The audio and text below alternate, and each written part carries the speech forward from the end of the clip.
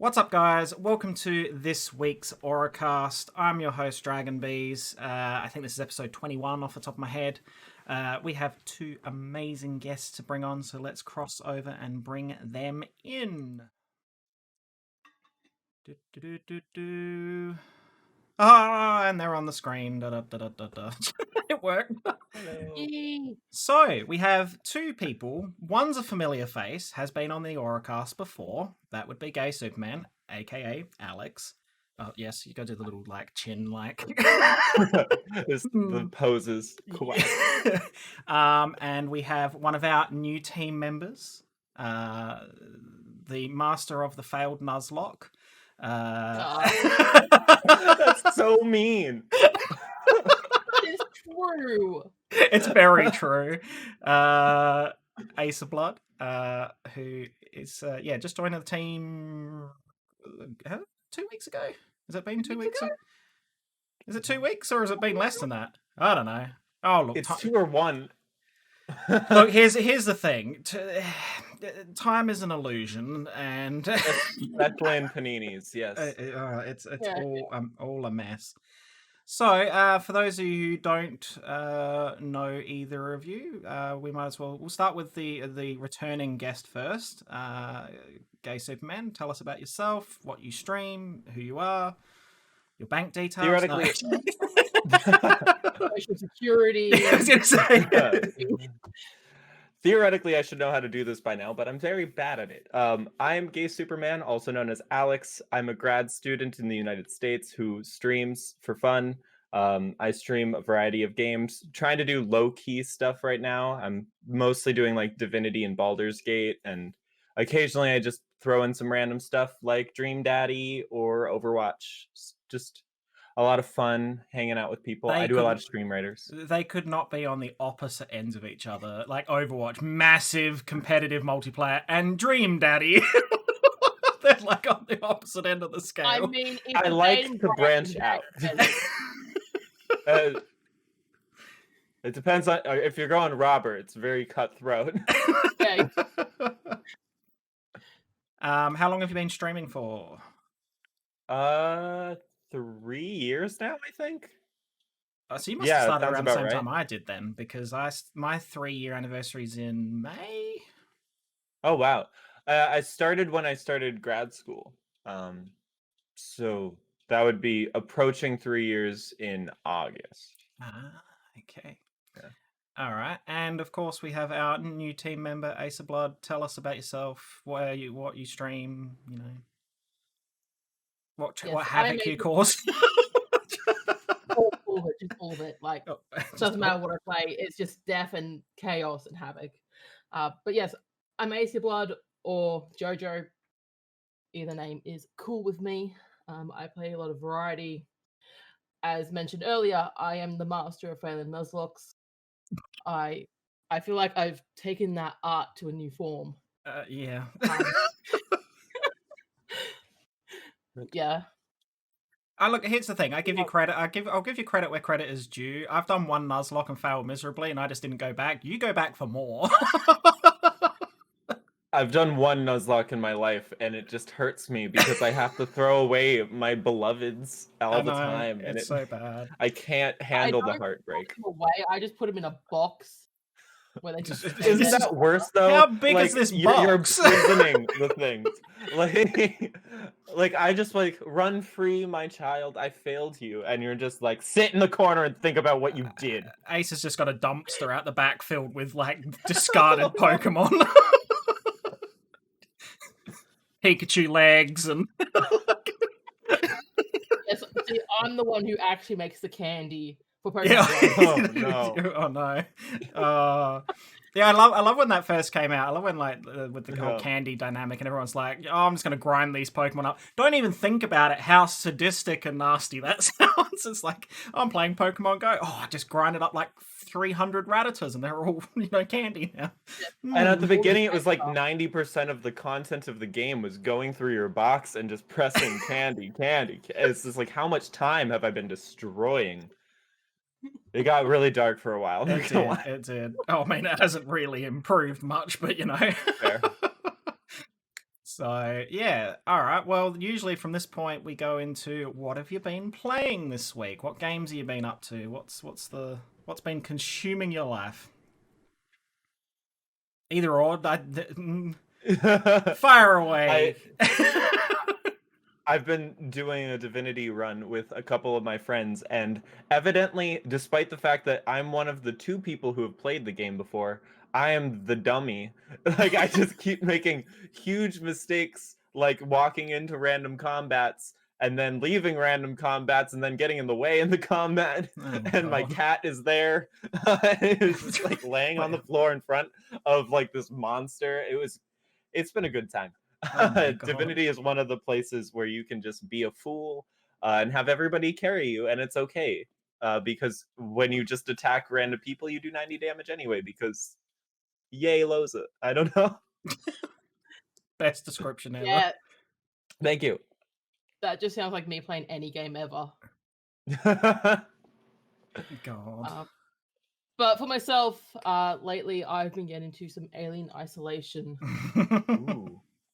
AKA, that is a game I want to try. Are you the monster under the bed? Yeah, I am the monster under the bed. Ace is the alien. No. The Xenomorph's actually the one that's trying to survive. Yeah.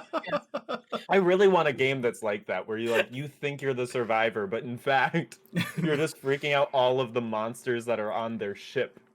So, you've gone on a bit of a horror run lately. And I don't mean as in a bad run of anything. I'm talking as in the actual genre of horror. I mean, everything you do ends up being horrific anyway, because you're either dying a lot or killing everything a lot. But what's the sudden urge to play horror games? It's been something I wanted to do for a while, and I just decided that 2021, I went, you know what? Screw it. I'm going to do the things I actually want to do. Yeah. And playing these horror games were one of them. I'm just like, I've been putting this off since I started streaming because I didn't know if it was worth it or not. Oh, like, when you've got a community who want to torture you relentlessly, they will love it forever. Yes, getting random spooky, scary skeletons in a boss fight, always amazing. Oh, look, all right. I had to see. I've been tormented so much over the last 3 years by various different people. It's nice to have the opportunity to flip the switch and go, my turn to be a bastard. Oh, no, I feel that. I feel that. While I was watching Ustream earlier today, I'm just sitting there going, man, I have all these alien sound effects I've been given. I really wish Beaz had these on. I'm really troubled. I played Alien Isolation this will be my 3rd run through of the game. I've done it once on PS4, once on PC, and this is my first run through of doing it on Nightmare difficulty, which is the hardest. I thought you were going to say on Switch. No. Like, oh my god, it's on Switch. Oh god, it wouldn't run on the Switch properly. Although that's the conversation I'll have afterwards about some games that have gone to Switch that are so badly performing. Xenomorphs with now 12 polygons. just like it's like place. The true horror is what we did to the animation. Exactly. But although I kind of upset Acer today because the AI. Normally the AI is brutal in that game, and you just breathe wrong and it's trying to eat your face. I literally could have yanked on its tail half a dozen times today, and it just did not respond to me whatsoever. Like, it was just like... And I'm sitting there, like, sweating. Like, visibly sweating, going, oh, it's going to eat me in a minute. It's going to eat me. And it didn't. And, like, the chat is, like, screaming at me, going, you're cheating. You're like... Like, there must be some kind of glitch in his AI or something, because it was... Dear Lord, I'm just like, I did the same thing as you. And I'm, like, difficulty level lower than you, and it's like, hey, you're dead. Where you do it, like... I've never seen the AI do this. I don't know whether it sounds like the difference. They planned the... Sorry. No, sorry, go on. It sounds like they planned the nightmare being your chat rebelling on you. It was because it feels like it, because it was literally like, I literally had the alien staring at me at one stage, and like I opened a door, it looked at me, I ducked around the corner, and it just like it just walked away. I'm like, hi. What? But then there was the moments where it was like standing at the bed hissing, and I'm like, is it gonna kill me? Is it gonna kill me? Is it gonna kill me? And then it either killed me or it just hissed a bit more and then walked away. I'm like, all right, well, this is a thing now. So I've never played Alien Isolation, and I think the only time I've ever seen it is watching your stream, Beaz. Yeah. But like, I want there, and I don't know if there is, but is there a peaceful mode in which you just get to have a couple of roommates on a ship? You just get to wander around Sevastopol. That's called not leaving the prologue. No, I was gonna say, you just stay in the Torrens and don't get off the ship. Yeah. No, you know what you need? You know what you really need is you need to be like, I think the lowest level was Novice. You need a level before that where the alien takes you on a tour of Sevastopol. That sounds great. On your left. The set design looks good. Yeah, I'd be down for that. It's a beautiful game in regards to, like, considering it's set. Oh, that's what I was saying today. Like, I played it because I've got my new PC and it can run practically anything. And I was like, I'm going to run this at full graphics and that. That game does not look 7 years old. Oh, no, it really doesn't. There are games now that look less visually, like, impressive than that game. And that game wasn't produced by a major studio. That was produced by, I wouldn't say an independent studio or anything, but it was sort of in between. It's very well designed. It's a massive game. Like that's just the main campaign is between 12 and 14 hours roughly. And then you've got a heap of DLC. It's a blessing and a curse being a PhD student who focuses on graphics, because I know every trick. Well, not every trick. I know a lot of the tricks of the trade when it comes to this. And so I'm always like, whenever I see a game that is visually stunning and I can't figure out how they did it, it bothers me. So like games that are from 2014 and run spectacularly and are beautiful, I'm like, what did they do? What artist trickery is this? And it's amazing. It's very much. So I imagine. I think the atmospheric nature of that game, it's got a lot to do with lighting and sound. The sound design in that game is incredible. You've got 12 to 14 hours of just constant tension.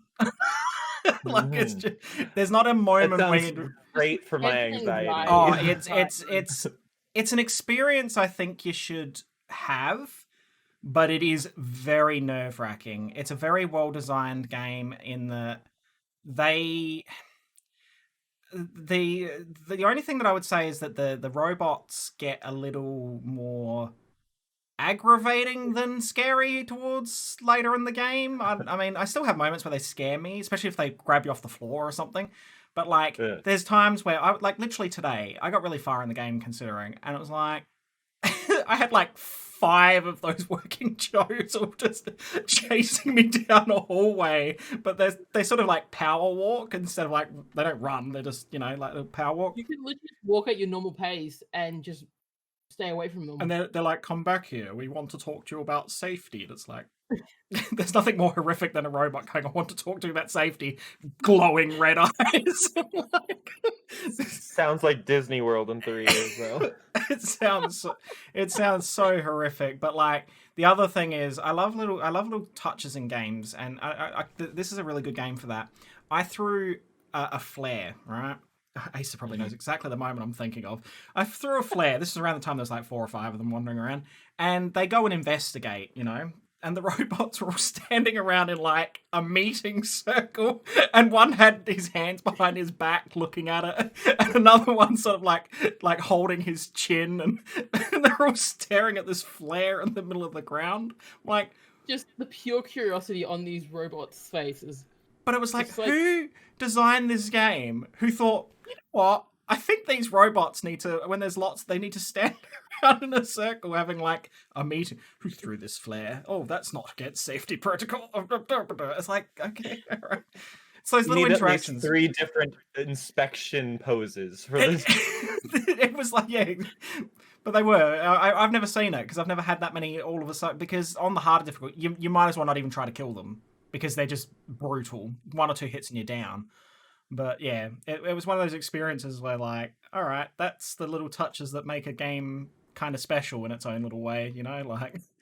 But yeah, you've convinced me to try this game. I'm gonna have to have a special horror stream at some point where I try it. It's brilliant. Even like the moments where you get to look out the windows and into space, and even some of the space scenes. Those are beautiful. It's gorgeous. Like you get that feeling of you are in solitude. Like there's not many people around, and you know those moments where you're on your own. It's tense, but then like you'll have those moments where like you'll look out the shutters and there's just like a sun like glare peering through, and like there's the stars, and it's just it's very well done. I don't know how they do it, because by today's gaming standards, it holds its own, but it just doesn't age. It doesn't seem to age, that game.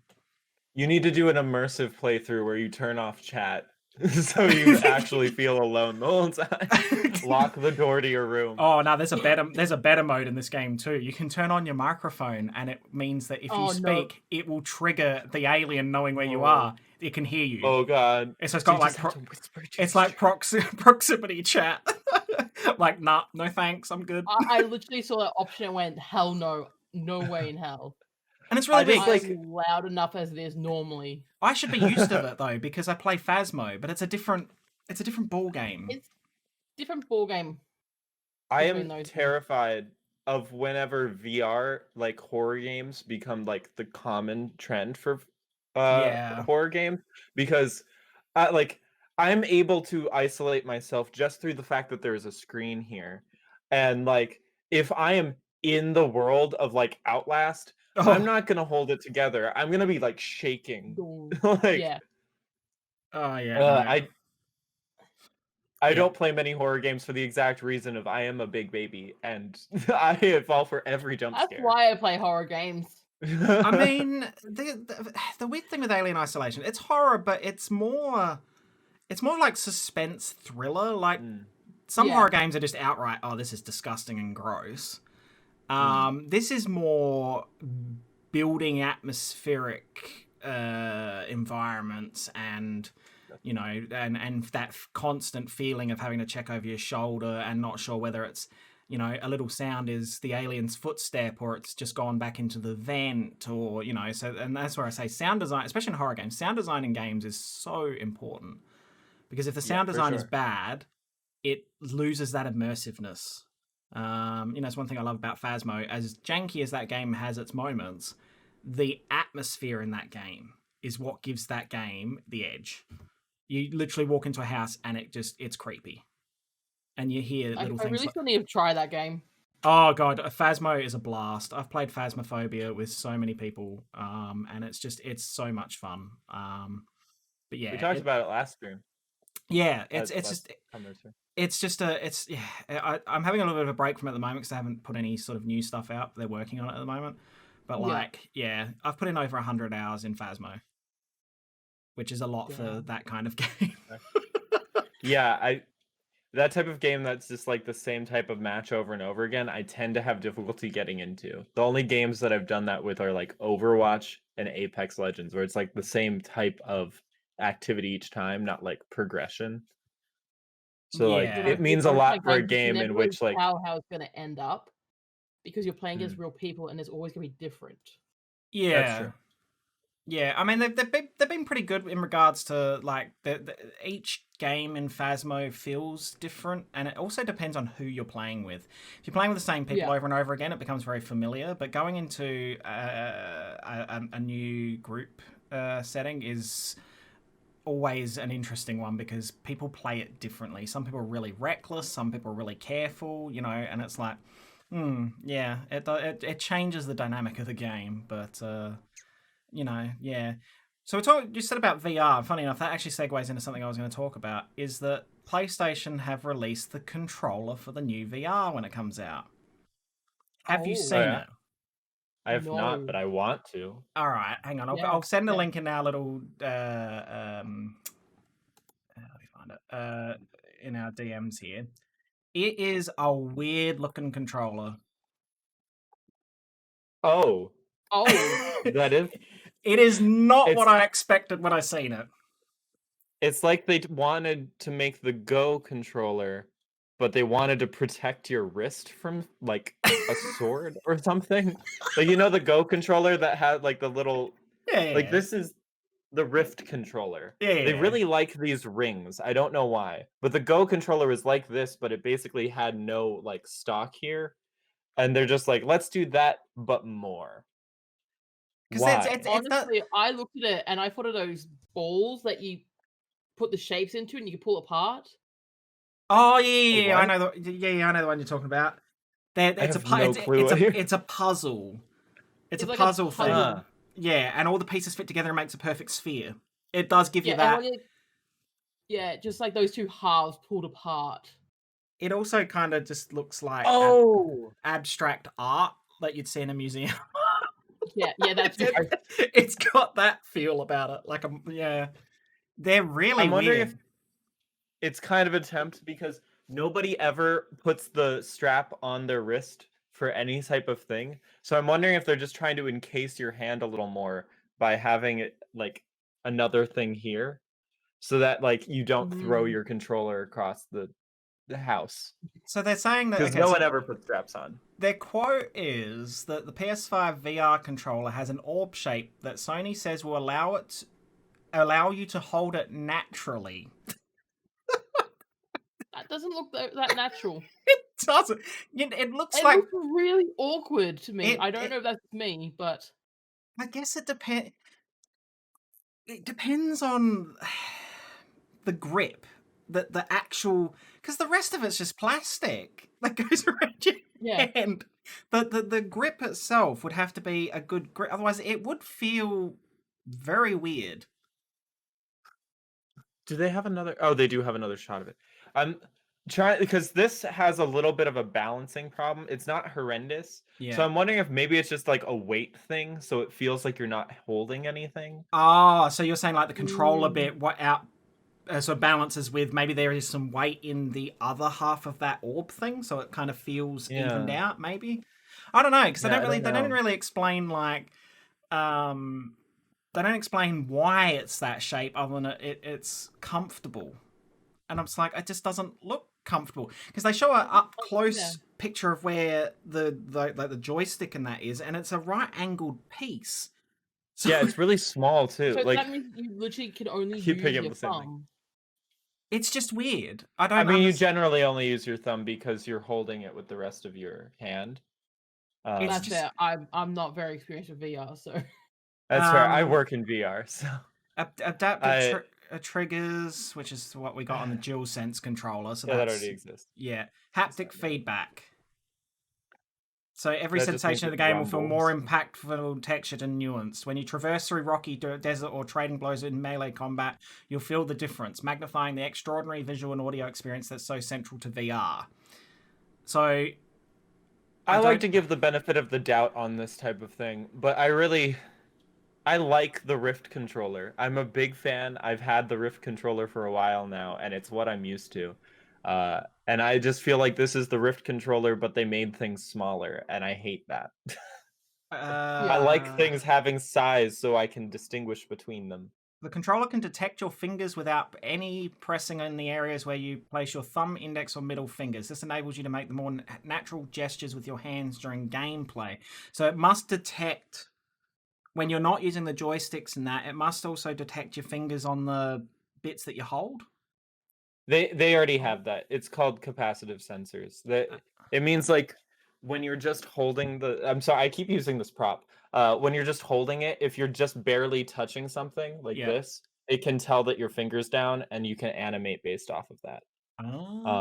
It just makes it so when you're in the space, you can kind of see where your fingers are positioned on your controller. Yeah. The VR controller is tracked by a new VR headset through a tracking ring across the bottom of the controller. Oh, that's interesting. Right now, tracking is currently done by the headset. It's saying it's going to be done by the controller. That's I don't think that's the commonplace. Yeah, so it's tracking. The VR controller is tracked. So the controllers are tracked by the headset, and the sensors are under the controller. It sounds really bizarre. I can't get my head around that. The left I mean, this controller is also go on. I'm not used to PlayStation VR. I'm used to Oculus VR, which is a Facebook product. Well, So they're probably. I got the original PlayStation VR, which is quite good, but it uses the Move controllers, which are a bit weird because that's like early movement stuff. So it'd be interesting. Those to are see. Like the weird orb Wiimote looking things, right? With like a Wiimote with like a weird, like it looks like a microphone, kind of. This is a huge step up for the PlayStation brand. This is a massive step up. Massive. But yeah, I know that Oculus has been kind of working for like you don't even need controllers. They have like what's called hand tracking through the headset, so you can just kind of like vibe with your fingers depending on the application, which is nice. Have you seen there's another thing where they got this and I can't remember. Oh, Phasmo's actually Phasmo. What gets me is Phasmo is being developed by one person, and the stuff that because Phasmo you can do in VR. The newest thing is these suits. I'm guessing you've seen the suits that you can wear. It's like the next step up from like VR, in which it's like I thought you were talking about in Phasmophobia. No, you're like wearing a suit and you've got full control over the character. So that's something that's happening and due to come out this year. And Phasmo's already like, we're developing it in Phasmo with this new suit thing. I'm like, it's such a niche market. How many people are going to buy this suit to put Hobbyists are very passionate. They really like this type of stuff. Those 5 people who bought one, it's. I get what you mean though. It's like, but it just seems so bizarre to think. Yeah. Have you seen the VR treadmills? Wait, what? No. VR treadmill? So it's like this ring around you with like safety rails around you, and it just allows you to walk in any direction you want, and it basically just takes place of the trackpad. So it's not like a huge difference in gameplay, except you can move in any direction forever, and it's really useful because you feel like you're in place. You're not like separating your movement from your like hands. Your walking movement moves you in the game. Is that what you're saying? Exactly. Yeah, that's the whole idea. My brain wouldn't be able to process that. I feel like I'd just fall over with the first step I made. I mean, there's so many safety harnesses on you when you're using it because of that exact reason. Because if the camera, like the virtual camera, is at all different from your walking like movement, it will make you fall over and also probably vomit. I guess it's that mentality. The same thing when you talk about when someone walks with a cup of coffee or tea in their hand, and the more they walk, the more the motion moves it, and then eventually it falls over. So there's that, so it would be that same sort of thought process that if there's not that quiet connection, your body would be moving, but you'd be the liquid that just falls out the cup, kind of, if you know what I mean. Like it's Yeah, I always explain VR sickness as like, imagine you're on a boat. Like you see yourself walking in a straight line, but the ship is moving, and so your body like subconsciously understands that movement, and you'll get very nauseated because it's not what you are seeing. And that's exactly the way it is in VR. Is the camera is not moving when you are moving exactly, and so this disconnect is causing you to get nauseated. And when you try to make it more immersive, it means you have to have even lower and lower, like faster and faster speeds to compensate. And eventually the goal is to trick our bodies into thinking that what we're seeing is what's actually real.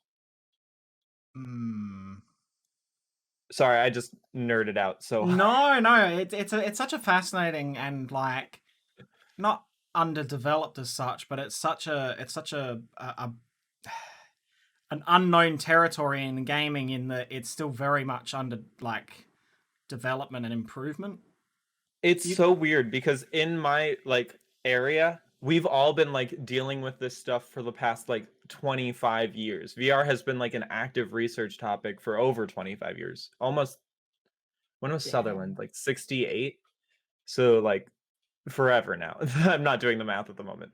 But like we've been saying like this is the future for so long, and people are like, yeah, it seems cool, and then they move on because like the technology is just taking forever. But we all see that it's valuable. Yeah. Just people are getting impatient, and so am I, honestly. So the other thing I was going to talk about is that some games are now coming to the Switch that aren't transferring over the best. Apex being one of them. The Apex reviews for the Switch, which we spoke about this a few weeks ago when they first announced that it was coming out on Switch, how that would work, are horrendous. Have you seen the actual in-game play, like whether it's a trailer or a video of what it looks like playing Apex? It's like chuggy 30 frames per second. It's not good. Do you remember when they brought Fortnite to the Switch the first time, and like you would see a PC player next to a Switch player, and they were like the PC player would like jump around all about and like end up on the other side of the player, and then like 20 seconds later the Switch player would like turn around as if to like watch him. Yeah. No. It's not. I don't understand how any game designer can ethically put a PC player and a Switch player in the same match. I just bumped my microphone. It's just it's one of those weird things, because I was saying the same thing about like another game that I was just baffled by, and I know people who are playing it definitively on the Switch, and I just can't understand that, is Dead by Daylight. Like, Dead by Daylight is a game that plays janky on most things. Even on PC, it has the stupidest moments. And I just don't understand it working well on the Switch. I had the same idea with Overwatch, because they brought that to the Switch. And I know, like, my PC while streaming kind of has a little bit of difficulty, and my PC is really good. Yeah. And then the idea of motion control in one of these games, like evidently you can aim by moving the Switch. Oh my god. And it's just like, this is not what I believe anyone actually wants from a competitive shooter. No. Yeah, I don't believe so either. No, it's too gimmicky. For starters, like, it's too gimmicky. I like some games having motion, but competitive stuff like that, there's not a place for it at all. You know, and whilst I love crossplay, and I think crossplay is a great way to bring, you know, PC and consoles together, there are some games that it will never work for whatever reason, because the technology and the hardware from each different company don't mesh properly. It just doesn't mesh at all. Oh yeah. And it takes a lot of developer time away from like things that you want to see in the game just to improve the game. Like, I understand wanting to be able to play with your friends. Like, maybe your friend can't afford a top of the line console, so they buy a Switch because it's cheaper, I think, right? That seems right. Is it the same price as the PS4 nowadays? It's better now than it was before. At one stage there, it was very expensive for what you got. Switches. I do not mean any shade on the Switch. I know people who love the Switch. I love the Switch. Oh, I love my Switch. You can take it with you, but I don't view it as a console. I view it as a mobile gaming platform that can be put onto a TV. It's just a expansion on the concept that Nintendo's always been good at, and that's handhelds. Exactly. Nintendo, like the 3DS, the DS. Casual gaming is pretty much what it is. You know, most people don't buy a Nintendo console to play a competitive shooter. Yeah. If you're playing Call of Duty only on the Switch, maybe play a different game, because you're not going to have a fun time. You're going to have terrible latency. The only time I ever played a shooter on a Nintendo console in a semi-competitive way was GoldenEye on the Wii. And it was alright. It was okay. It wasn't the worst. You were dating yourself. It wasn't. I know. Hey, no. You want me to make it even older? I played GoldenEye 64. I'm sorry. On launch. Was that after the 32? Wow. But no, and that, like, oh, you want to talk about janky games? That's a janky game. A game that was like it has its place in history, because it was a game that established that franchises in that genre. That's the word I was looking for, genre. And now, like, I've played it recently because I recorded a video with Danny, and it's so janky. I mean, the controller doesn't help because the Nintendo 64 controller is a garbage fire. I don't know whatever made them think that. Wait, do you still have a Nintendo 64? I do. I have my original. Whoa. I have my original Nintendo 64 that I was given to me on my birthday when Pokemon Stadium first came out. I haven't seen a Nintendo 64 since I was in preschool. Thanks for making me feel old. High school for me. High school's when my one died. The family one died. I've still got the original controller, but I had to replace the joystick because those joysticks are notorious for wearing out. They're shocking. Because most people, like, you play it, there's games where you had to, like, rotate the joystick really quickly, so everyone would use, like, the flat of their hand and go, and eventually it just wore out that it just wouldn't even, it would just sort of, like, they weren't very durable. Wait, I think I could just do that being stupid in Mario. Yeah, exactly. Shocking ones are the shock controllers. Aha! I have too much prop comedy on this. I was going to say, you just hear someone I prepared earlier. You seem to be producing the. Here's this Exhibit A. The puns are flying at you so hard that you might need to duck. Oh my god. Oh no. I just looked around and found something. Oh my god.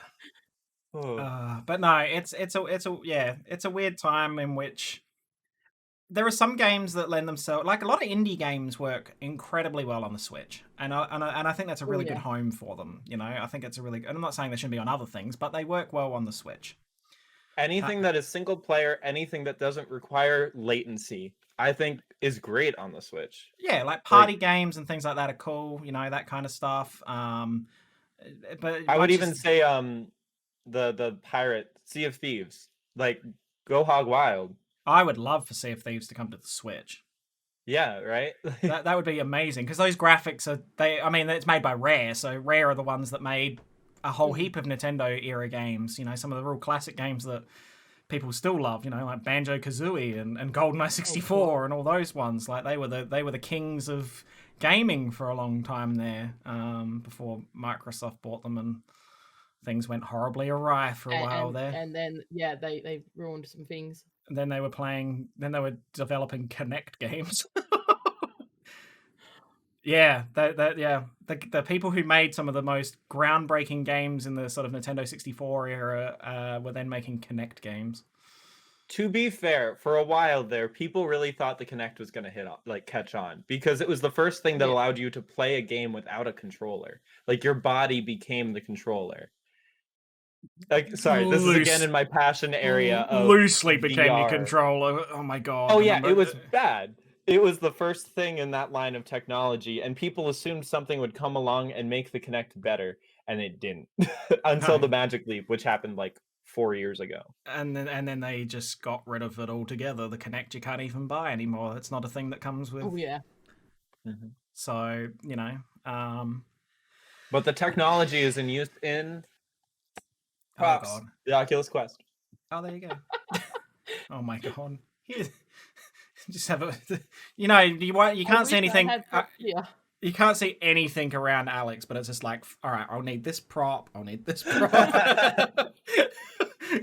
I just have a Mary Poppins style bag. Oh god. What else has been happening this week? The Activision layoffs. That's the one thing I had prepared. Activision evidently laid off 50 people over the last couple days. Why? Evidently it's because esports not being in person, they had to lay off a lot of people in the esports areas. I kind of get it, but also right now is the worst time to lay people off. Yeah, like the fact that there's still the pandemic happening in that, and you just laying off all these people, it's just real bad timing for that. Yeah. It's a year later and they're still laying people off because of it, I guess. That's just that's crazy. But yeah, at first when I heard it, I was like really shocked because I know they're hiring people right now, like a lot of people, to develop these new games that they're pushing out. They have like at least 3 games in like development right now. Overwatch 2, Diablo 5. I forgot the number. And then there's another 4. unnamed game. It's 4? Yeah, I think it's 4. Okay. 4. My increments are off, but there's another multiplayer game that's in development. I don't even think has a name yet. And so they're like hiring developers left and right. And then I just heard that they've fired a bunch of people. And I'm like, what? I guess it's But different. evidently it's not developers. Yeah, I was going to say, I guess it's different departments then, like... Yeah. It's happening across the board, like in the video game industry and the movie industry, and just people getting furloughed and sitting there not knowing whether they're going to go back to work. And it's like, yeah, it's a real interesting time. But it's like, but then in saying that, the video game industry is booming because there's more time for people to play video games. Yeah. So it's just kind of like it's kind of a catch-22. Like the live stuff's not happening, but people are gaming more than ever at the moment. You know? This is the best time in my life for there to be a pandemic because I'm in grad school in a computer science department. So literally anything that I need to do can be done from this exact seat. Yeah. However, if this happened like 2 years earlier or 2 years later, I don't know what would have happened. It's a hard one, and it's a real tricky one to like. Yeah, it's changed the way we do things on a big scale. And hopefully it'll be over soon. That would be nice. Yeah, it's been. I can't believe it's been a year, but then in a lot of ways it feels like it's been a year. Like it's been longer than a year. It's just like I haven't seen some people who I love in over a year now, which is so weird to me. Yep, it's like there's so many people that I used to see multiple times a year. There are people I saw once a day. Yeah, well, that's the other thing is like you just don't see them at all. Like it's such a weird situation, and a constantly changing situation as well. What else have we got here? I did see something that I was going to say, and I can't remember. There is a Square Enix Presents thing coming up. Tomorrow? No, today. Sometime. Today? Square Enix is the Kingdom Hearts people. Yes. Didn't they also do a Tomb Raider? Final Fantasy. Yeah, they've done all sorts of Because I'd be very excited for a new Tomb Raider. Oh, they're talking about. Okay, so what they're expecting is Life is Strange sequel, Outriders. They're going to talk about Marvel's Avengers, Just Cause Mobile, and Tomb Raider series celebration because it is an anniversary year. So maybe there is something in the works for that. Well, they did just release Tomb Raider Definitive Survival Trilogy.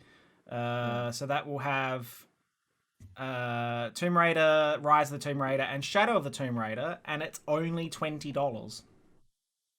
I already own 2 of those games, though. It's an introductory price. It will go up to $50 on April the 2nd, but still, that's a hell of a bargain because those games are wonderful. Especially, Shadow is the newest one. Yes, right? Yeah. So it goes. Yeah, it has Tomb Raider, Rise of Tomb Raider, Shadow. Sorry. No, it doesn't care. Shadow. Yeah, so it goes Tomb Raider, Rise of Tomb Raider, Shadow of Tomb Raider. Yeah, Shadow is one of the first big AAA games to feature ray tracing in a modern sense. And it has one of the most stunning scenes, in my opinion, of ray tracing, which is like way early on in the game. You're in like this Mexican market, and there's this fountain, and you see these like the fairy lights that you get when like light hits water and sparkles everywhere. Brilliant. I love those things. And it's right there in like the middle of this nighttime festival, and every time I play the game I just get like warm fuzzies at that scene. I haven't played much of the new ones. 25th anniversary this year. 25 but mainly years. The ones on PSP. Oh really? The ones I played. All I can remember I've played the new ones, but all I can remember from like the OG like PlayStation 1 era ones is locking the butler in the fridge in the Croft mansion. You'd like lead him in there and then just shut them in the fridge. I remember the stories for like the PSP games we had that my friend had that I used to borrow. But I just remember playing them. That's another franchise that is groundbreaking. is Tomb Raider. My first of the games was Rise, though. I'm still a baby gamer. I just started gaming like 5 years ago. I loved the first of the remakes. The first one, that was really, really good. It was the first time in a long time I got really like entrenched in enjoying that style of game in a long time. Yeah, I really like it because it's less about like the mechanics, like how well can you aim at this thing, which I feel like a lot of games kind of do, and it's more about the puzzles, and I love puzzles. It's very story driven as well. Like it's a very story driven series. It's true. So much trauma. Yeah, there is a lot. I was going to say there is a lot of trauma in those games. I see a lot of trauma in my future. She goes through a lot. She goes through a lot. She does, Lara Croft in the new Tomb Raiders. She's Super Mario. Super Nintendo World has officially opened in Japan. I've seen a couple Great videos time to open an amusement park, I'm sure. It's so sad because they started planning that way before the pandemic, and it's like, what do we do now? But see, Japan's not in a position that the pandemic's a major issue at the moment at all, and it hasn't been for ages. So they're like, they're kind of like, we hope to see people when they can get here, but for now we're open and people are enjoying it. And it's like, that's so sad because it's like, looks amazing. Like I would love to go. It looks so good, but like, Animal Crossing is getting a whole heap of stuff. We're coming up to Easter, so there's gonna be a whole heap of stuff for that. And April Fool's stuff. They're adding a whoopee cushion. Oh God. Literally, you can put a whoopee cushion down somewhere and the player can sit on it and hope someone accidentally sits on it. Oh, it's never gonna. It's not. Oh my God, it's not even close that they could accidentally sit on it. It looks so obviously a whoopee cushion sitting on the ground. Like it doesn't. There's not even a like disguise it as anything else kind of thing. But I can't believe that game was like. It hit its like main popularity at the beginning of this because it seems so long ago. I haven't touched that game in so long. I know people are still enjoying it, but I'm just go back to it. Built my island and now I don't know what to do. I go back to it every now and then. I got around to flattening my island and then I haven't touched it because I'm like, I don't know what I'm gonna do with my island now. I'm just gonna go back to that when I have inspiration and just none. I still stand by the fact that. I mean, I think it still would have been it's done reasonably well, and I think it's a great game, but it released at the right time. Yeah, for sure. Like Nintendo, like they lucked out on some crazy level because when you look at how well Animal Crossing has done in previous games and what New Horizons is doing, it's like apples and oranges. Like it's like I mean, crazy numbers. It allowed an amount of escapism at the beginning of a pandemic, so for sure people having birthday parties in the game because they can't have them in real life. It was so cute. I just remember like people like going around a cake and all applauding. It's cute but tragic. Yeah. There are layers to human emotion for sure. It's like we can't see each other, so let's get all our little chibi avatar type creature animal things, and we'll all stand around and clap at a cake that doesn't exist. I mean, going back to VR, there was a really big push at the beginning of the pandemic in VR, where like a bunch of people just gobbled up headsets so they could like go and see their friend's avatar, like so they could hang out and like see them move, but it's not their face. But there's been a lot of that happening though, because it's like with the graphics cards being snapped up, and even like there's been a lot of scalping on that kind of stuff and streaming equipment. At one stage there, Elgato stuff was hard to get. Like capture cards and stuff, and so much technology just hard to find. And then my friend's trying to build her first PC, and it's like 5 times the price it should be. I'm very lucky that because I built my PC recently and I managed to get a 3070, but the place that was building the PCs kept it at recommended retail price, and they're like, if you want one of these graphics card, buy a new PC. We're not selling you a graphics card, buy a new PC. Yeah. And I think that's a smart way of doing it. I just think it is, because at least if people are seriously wanting a PC that with this new stuff, then do it that way. People who are watching this will have seen like just like a layer of confusion on my face for the past like 20 seconds as I was trying to decipher what a 37E was. But you said 3070. Yeah, so 3070, not a 37E. I'm like, is that some weird Intel naming convention I'm not aware of? And then you started saying graphics card, and I'm like, is he using AMD? What's going on? 3070. But yeah, because that range is so hard to get, and it's not improved. Like they just can't, as much as they're trying to put in place prevention measures and that to stop people scalping them, they're getting around it and still scalping them and selling them. Is this the type of podcast where we can talk about the upcoming silicon shortage? It's funny, like it's not funny, but like it's literally it's literally an issue that there are certain components for PCs and electronics and everything else that are going to be harder and harder to get because we are just burning through this crazy amount of things. And we don't have any way of saving old things. Like we have all of these chips that are like in junkyards that have the silicon we need, but we have no means of like scraping off the bits we don't care about anymore. Yeah, there's no way of extracting the silicon itself. So it's like, and that's why electronics are selling out so quickly, because it's actually the manufacturers are struggling to get the parts for it. Yeah.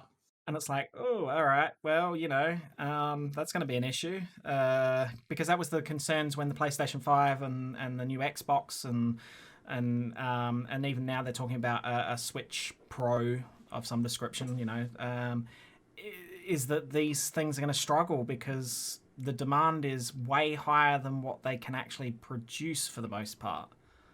So it's like, ooh, yeah, we're going to have a big problem. There's this whole area of research in silicon replacement and artificial silicon. And it's a fascinating area of science that I have literally no knowledge about. Like, I tried to read a paper once and it's just like all this chemical engineering and material science. And I'm just like, bye. I'm good. I'd be the same. Like computers. It's just, yeah, we're living in such a weird world. 2-3 years ago, we took for granted that we just had the ability to produce stuff and everything was fine, and now it's like everyone's having this like meltdown. I'm like, I've said for the longest time, and it's not because I don't want to be a pessimist, obviously, because things are hard enough as it is. But at the moment, it's like you are aware that we're not even close to the end of this, even if the COVID-19 starts to die off, because the financial ramifications and the global economy and like everything is going to be an absolute mess after this. They don't really know the true impact after everything is said and done, where COVID is controlled or contained or, manageable, when everything starts to try to restart like it was prior to this pandemic. One thing I'm really hoping for out of this is that people will start to take what scientists are saying more seriously, because biologists and epidemiologists have been shouting this for forever, that we are in a international landscape where people are traveling internationally all the time. Yeah. If a new novel virus were to arise, it could be catastrophic. And we're pretty lucky, and this sounds weird, but we're lucky that it's like COVID is as mild as it is. Yes. It could have been way worse, and it may be worse in the future. I just want people to listen to people who know what they're talking about. I feel that. Oh my god. So about those nuzlockes, Acer.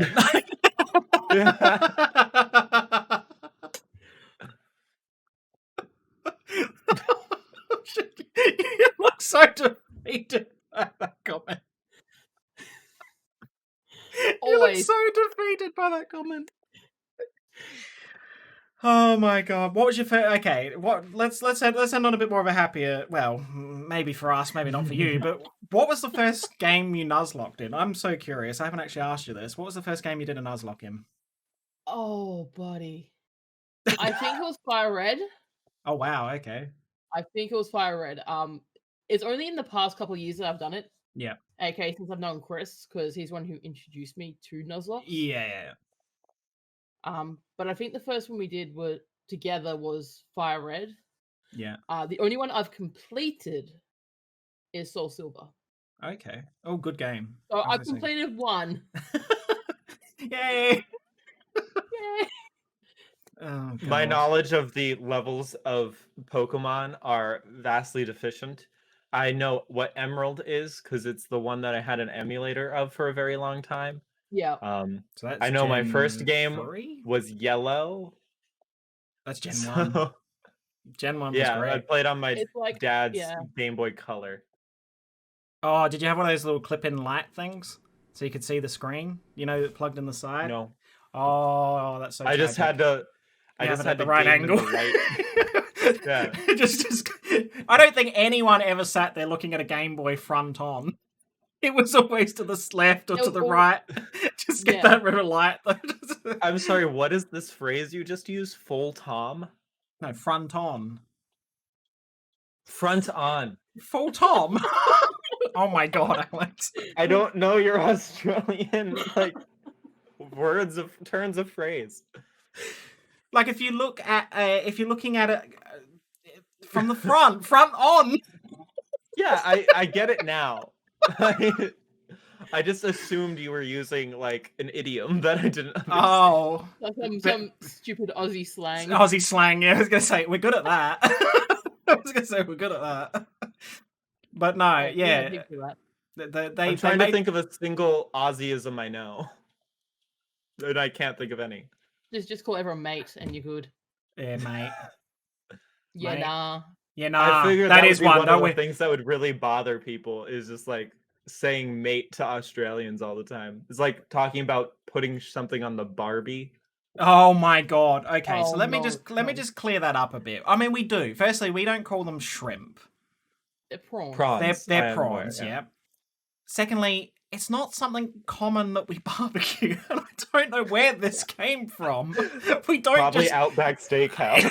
It's like we don't... like the bloomin' onion. Oh yeah, the whole... Wait, do you say bloomin'?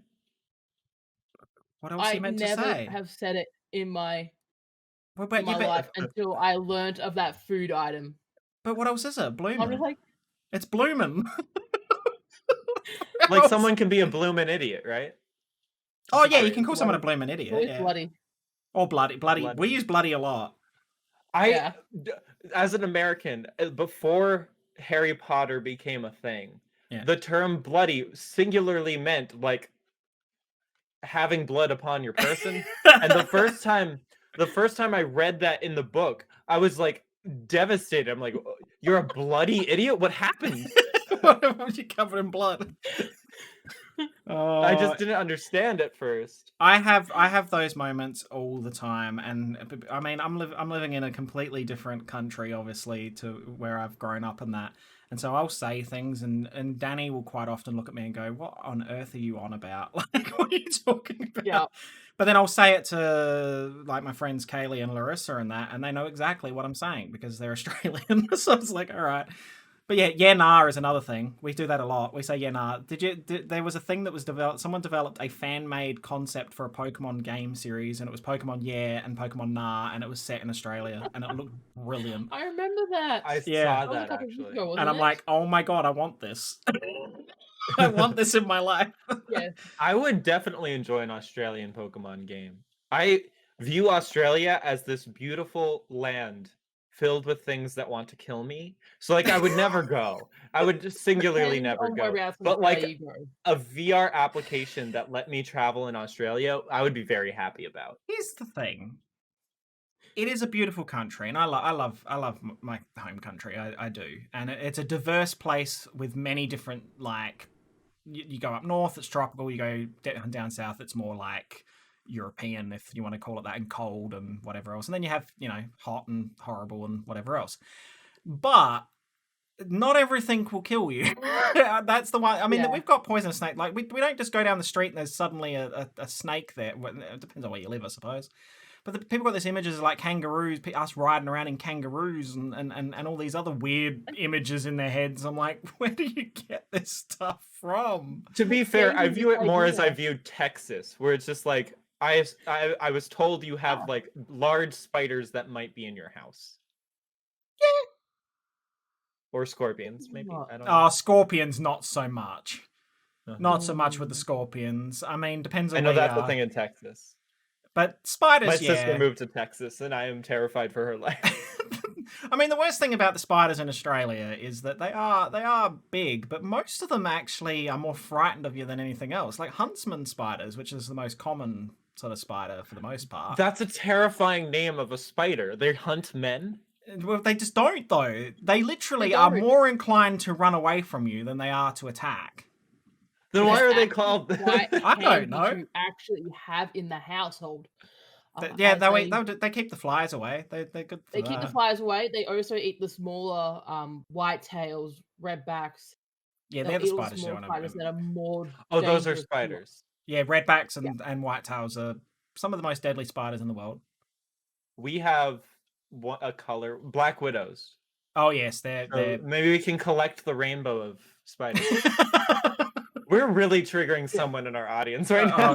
Oh my god! But yeah, no, they're not. Yeah, every country has something that's like that. It's just Australia for some reason has always gotten this rap of being this deadly place that's also gorgeous. Yeah, Australians have spiders and we have poor gun control. I mean, we all have our things. Oh god, that's just such a global story. That's just such a That's just such a. Oh my god. I mean, you're not wrong, but yeah. Oh dear. All right. Well, we probably should think about wrapping up. We've been doing this for already an hour. That's just flown. Wait, really? An hour? Yeah. Flown. Flouted. That's the time just floated away. Floated. Time is an illusion. I'm standing by that. It's been like that since March last year. So yeah, well, if you want to follow these amazing content creators, both members of the Aura Guardians, you find all the details in the description below. Acer streams. What's your time zone, Acer? Australian Eastern Daylight Savings. Oh yeah, because it's daylight. Oh god, that's when everything gets even more. For another 2 weeks. Yeah. Wait, and then it changes. Yeah. You have daylight savings time in the name of your time zone? Yes. Why? Yeah, because we like Australia has. Because not every. Yeah, I was gonna say not every state in Australia changes. Not every state in America does. Arizona doesn't. It's so complicated. It gets so confusing. For us, Queensland doesn't. That's the one I know definitely doesn't. There's evidently also there's like an Indian reservation in Arizona which does do daylight savings time. So evidently you can like drive 30 minutes and have to change your clock like 5 times. Oh my god. Oh, that's just confusing. That would be so annoying. Time zones are complicated. Oh my god. Yeah. So yeah, the eastern side of Australia. Eastern Australia. Eastern Australia. So as long as you put it this way, if you Google Eastern Australia time zone, it will tell you whether it's daylight savings time or not. It's really good that way, I must say. And then Alex, you are Eastern Standard. Eastern Standard, right? Also, if you follow us, you don't have to worry about time zones because you'll get a notification. Oh, subtle! Wow! Smash the bell! Please, I know you're on YouTube now, but let's not smash the bell just yet. Every time I hear that, I just think of that song "Ring My Bell." And I'm just like, how has no one used that as their outro music yet? Ring my bell. GMCA. Oh my God. I'm going to use that idea next time anyone watches one of my videos. Please do. It needs to be done. It truly does. So yeah, and if you've missed any episodes of the AuraCast and want to watch back any of them, you'll find it on YouTube.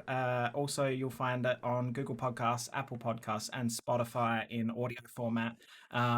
Moving forward, the AuraCast will also be run as a rerun on Twitch at the usual time of 6 p.m. CET. That's Central European time, because that's the time zone I'm in, and that makes it easier for me to work out what the hell I'm doing with my life. On a Saturday, so it's the same time that it's always been, but it will be a rerun. So you can watch it if you want it on there. You can watch it on YouTube, or you can listen to the audio versions. So yeah. Well, that's about it. Thank you to our partner as well, Juju Energy. Juju Energy is a gaming supplement formula. I need to get some more soon because I'm nearly out. But it's really, really good. I need recommendations for that. There's some really the good blue flavors. raspberry. Yeah, the blue raspberry is really I'm good. obsessed with blue raspberry. It's so good. Oh my god. I've been staring at their list for months. I'm like, I don't know which one I want. I'm waiting for can't make decisions. Well, I'm waiting for horchata to come back in, which is a Mexican milk drink one. I want to try it. We need to get like note profiles, like they do for like sommeliers. It's like like a wine profile. Yeah, citrus undertones. Hints of just sit here swilling juju. But yeah, if you are interested, you can check out their website, jujuenergy.com, and use the code AGFAM for 10% discount. If you are international, as in outside of the US, if you order $100 US or more, you get free shipping, which at the moment is a bargain because shipping is horrific. And so yeah, it's great. It's got lots of vitamins and minerals. It's also got a thing called Lutamax, which is good for your eyes. If you spend a lot of time in front of the computer like I do, and we all sort of do, it helps reduce that blue light that comes from your screen from damaging your eyes, so it adds a bit of protection for that, and it's actually really good for your eyesight. So yeah, and I don't feel that crash. I don't drink energy drinks normally, because I drink them and then later on I'm like, oh god, I feel like I've been hit by a bus. I don't get that with Juju, which is really nice. So yeah, jujuenergy.com and use the code AGFAM for 10% discount at checkout. Anyway, it's been a pleasure to have both you on the AuraCast. Thank you for having me. Anytime. Yeah. Make sure you check these guys out. You can check out my details if you want, but I'm here every week, so you know, whatever. So yeah, it's all right. I'll be here next week. It'll be fine. So guys, definitely go check out Beaz's details. Don't listen to him. They don't listen to me anyway, so what's the difference? All right. Thanks for tuning in, guys, and we will see you next week. Bye.